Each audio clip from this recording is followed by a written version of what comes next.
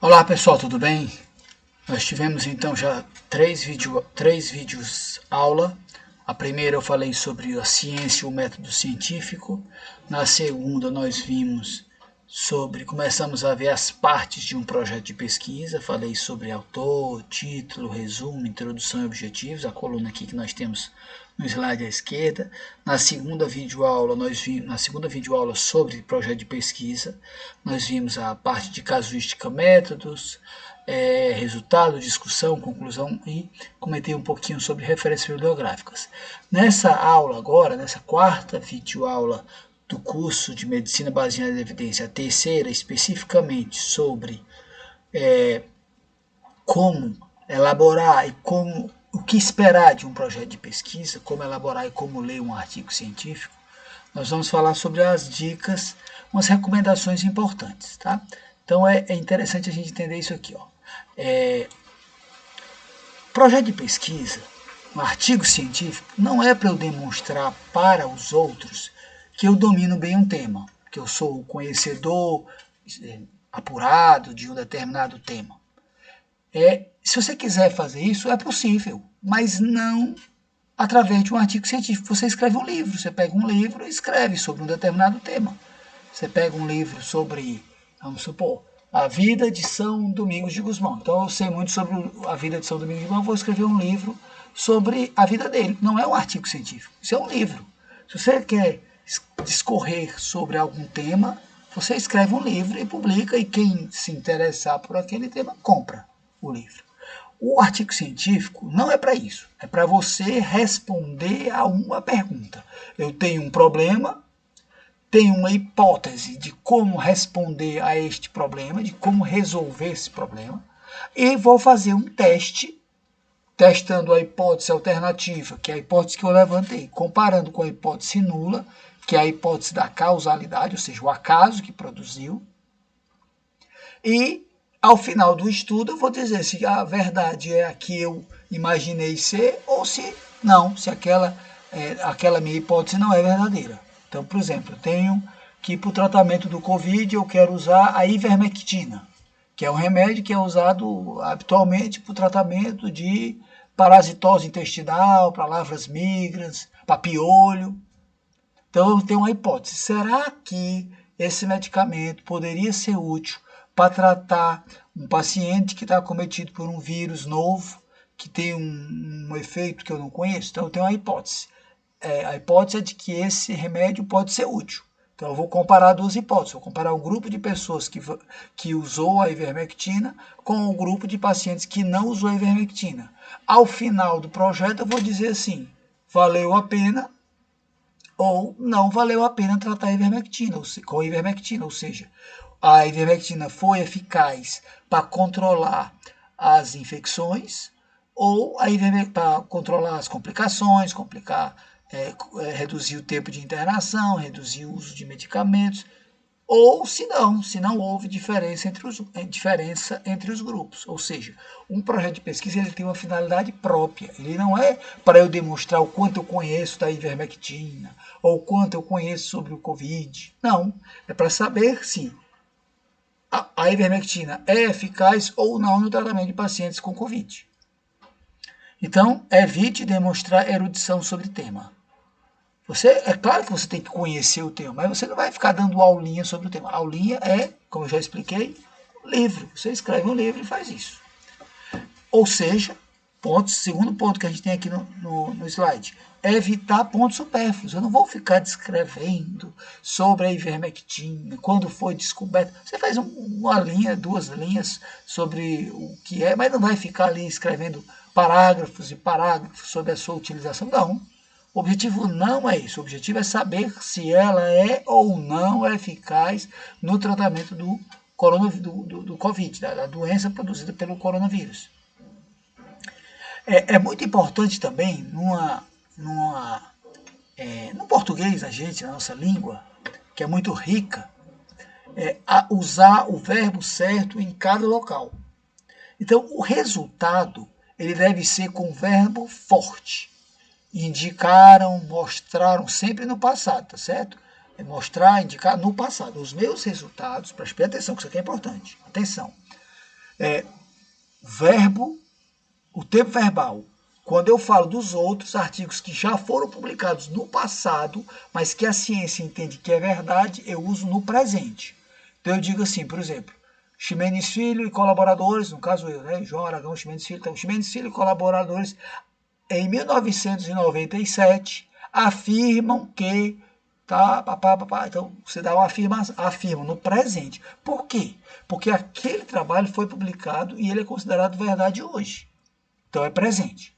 Os meus resultados que eu vou fazer, o que eu estou fazendo agora, eu coloco no passado. Então eu digo assim, os resultados mostraram, indicaram, demonstraram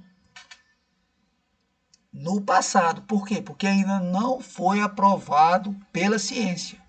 O artigo está sendo posto agora, ele vai ser analisado, vai ser criticado, vai ser comentado, positivo ou negativamente.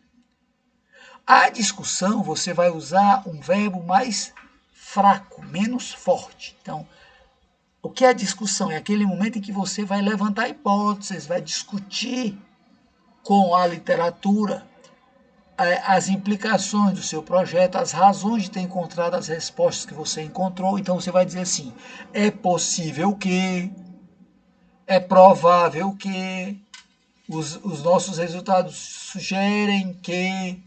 Tá? Então é tudo nesse tempo verbal. Por quê? Porque discussão é algo que você está criando, está tentando arranjar uma explicação. Então, como é que eu vou explicar que a ivermectina, vamos supor que eu tenho um resultado positivo, que a ivermectina seja eficaz, na hipótese que eu acabei de fazer, de melhora com o tratamento do Covid. Eu não sei qual é o mecanismo de ação, eu não testei o mecanismo de ação, eu testei se ela é eficaz.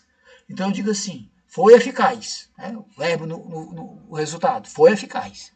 Por quê? É possível que a sua eficácia seja decorrente de uma ação no metabolismo das células imunossupressoras, onde há uma redução. E aí você vai tecer uma teoria para explicar por que um remédio usado para piolho pode ser útil para um vírus. Esse slide aqui eu gosto muito porque ele resume bem o que a gente falou. Então, ó, vamos lá, resumindo, o que é que foi estudado? Introdução. Então, na introdução tem que estar o que eu me propus a estudar.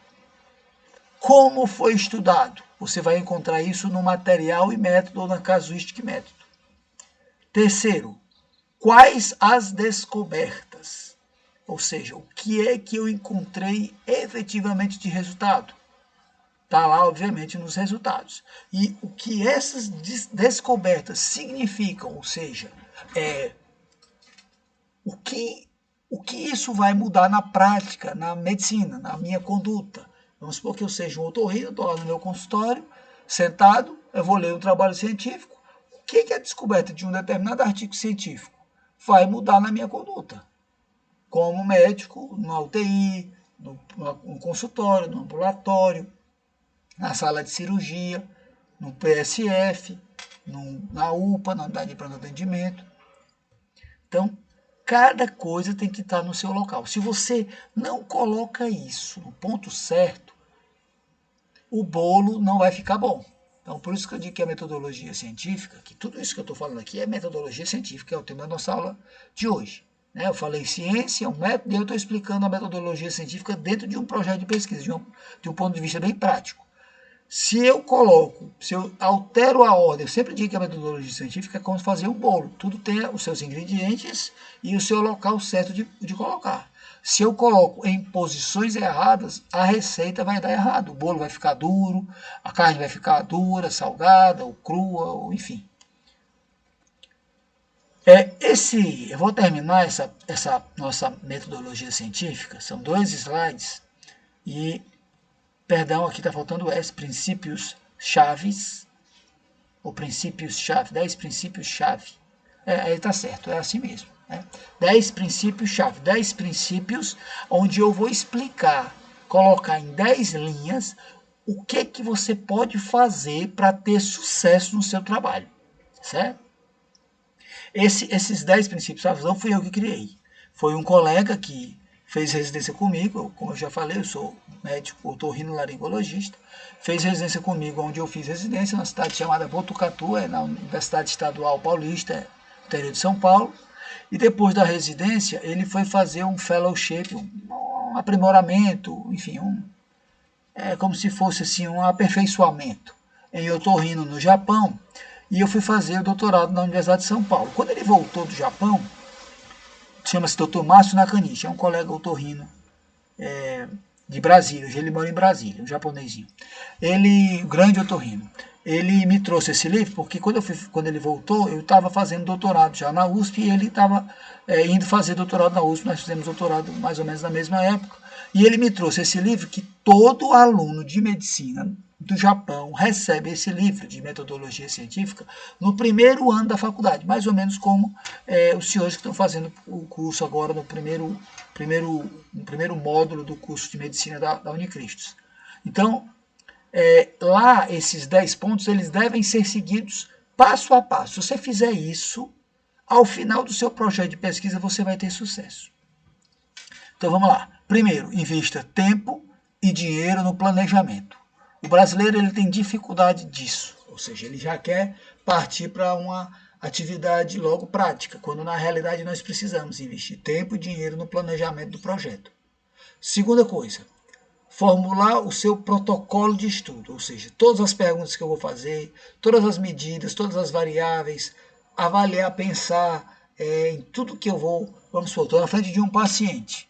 Eu tenho que perguntar tudo, medir o peso, a altura, tudo que eu não posso esquecer. Porque se eu esquecer aquele paciente fosse embora, às vezes eu não consigo revê-lo para fazer a pergunta, ou para fazer aquela medida, ou para coletar o sangue que eu precisava fazer naquele dia. Por isso a necessidade de ter um protocolo. Terceiro, descrever detalhadamente o método. Já falei sobre a necessidade da você permitir a reprodutibilidade. Então, o método tem que ser muito detalhado. Então vamos supor que eu vou fazer um corte histológico. Você vai ter que dizer a espessura do corte, o tempo que ficou na parafina, como foi o corte, se foi longitudinal, transversal, enfim, todos os detalhes. Quarto, descreva a razão e o tamanho, para o tamanho e a composição de suas amostras. Então deixa eu entender isso aqui, explicar isso aqui, perdão. Cada problema que eu tenho, que eu levanto uma hipótese, eu tenho um tamanho de amostra necessário para responder àquela dúvida, qual é a hipótese verdadeira, se é a hipótese que eu levanto, alternativa, ou se é a hipótese nula. Então nós vamos ter uma aula mais para frente, vocês precisam ter alguns conhecimentos prévios para que eu possa explicar cálculo do tamanho da amostra, mas é uma aula muito interessante que nós vamos ter mais para frente do curso. Então, tem que ter no artigo científico qual é o tamanho da amostra e por que eu calculei aquele tamanho. Eu vou usar 30 pacientes. Por que foram 30? Não foram 40? Não foram 100? Não foram 200? Quinta coisa, explique o que é novo, interessante e útil dos seus resultados. Então, o resultado ele tem que ser inteligente. Você tem que colocar o que é diferente, o que vai chamar a atenção da comunidade científica. Sexta coisa, o manuscrito, o texto tem que ser curto. Se for um texto longo, você vai ter muita dificuldade em publicá-lo. Sétimo, responda às questões so what and who cares? Ou seja, e aí e a quem interessa? Ou seja, quem vai ler o meu artigo? É o médico que está no posto de saúde? É o médico que está no hospital secundário? É o médico que está na atenção terciária? É o médico da UTI? É um cirurgião? É o clínico? É o epidemiologista? É a população em geral? Você tem que fazer um texto voltado para um determinado público-chave. É claro que a linguagem tem que ser geral, mas ele tem um foco. Ele tem que ter um foco. Se não tiver, você também vai ter muita dificuldade em publicar esse trabalho. Oitavo, siga rigorosamente as recomendações e os formatos da revista. Ou seja, cada revista ela tem as instruções para os autores. E a gente deve seguir detalhadamente essas definições. Para quê? Para que eu não seja recusado porque não seguir. Então, é para usar Word, é para usar o Times New Roman, é para usar espaço duplo, é para usar caixa tamanho 12, é para usar margem de 2,5 centímetros para cada lado. Você tem que seguir rigorosamente. Nono, edite seu texto repetidas vezes, ou seja, leia, peça para alguém ler, vê se a pessoa entendeu, peça para outra pessoa ler, relê, vê se ficou lógico. E 10º, as conclusões elas devem ser cautelosas, porque você tem uma amostra, é parte de um todo, então você tem que escolher a amostra dependendo do todo que você quer avaliar, mas essas conclusões, além de cautelosas, elas devem ser perspicazes, ou seja, devem ser uma conclusão inteligente, instigante. Então aqui, pessoal, nós terminamos com essa imagem, né? Medicina, ciência e arte. É claro que aqui a gente vai ver muito da arte médica e da ciência médica, que eu falei basicamente a parte da científica, ou seja, a medicina nua e crua. Não é só isso, nós temos muito mais do que isso, e ao longo do curso médico nós vamos aprender a usar tanto a medicina enquanto arte, enquanto ciência. Gostaria de terminar com essa frase: se podes, cura, cura. Se puder curar, cure. Se não puder curar, alivia os sofrimentos. Se não puder aliviar, dá-me consolo e esperança. Tá? Então é basicamente isso que nós vamos tentar fazer aqui no curso. Deus abençoe, até a próxima videoaula.